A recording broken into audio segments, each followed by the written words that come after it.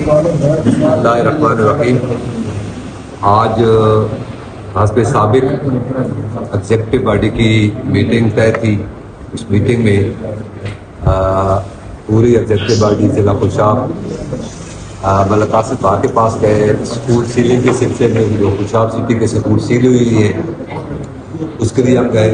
अल्हम्दुलिल्लाह तमाम मलिक कासिम ने बेहतरीन रिस्पॉन्स दिया। मौके पर उन्होंने CEO को टेलीफोन किया और ज़िले इंतजामिया को फ़ोन करके सख्ती से उनसे कहा कि फ़ौरन स्कूल डीसील किए जाएँ और इंशाअल्लाह ये कल से डीसील हो जाएंगे।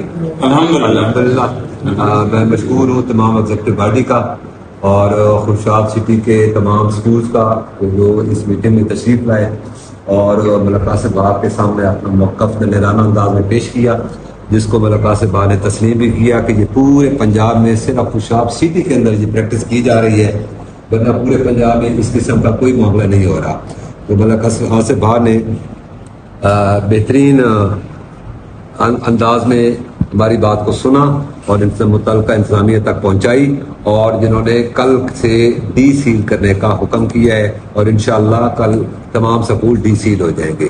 मैं इसके लिए मलिक कासिम का मशकूर हूँ, तमाम स्कूल कम्युनिटी का मशकूर हूँ तो जो इस सिलसिले में जिन्होंने जगानगत इत्तेहाद और इत्तेफाक का मुजाहरा किया। आप सब दोस्तों का बहुत बहुत शुक्रिया।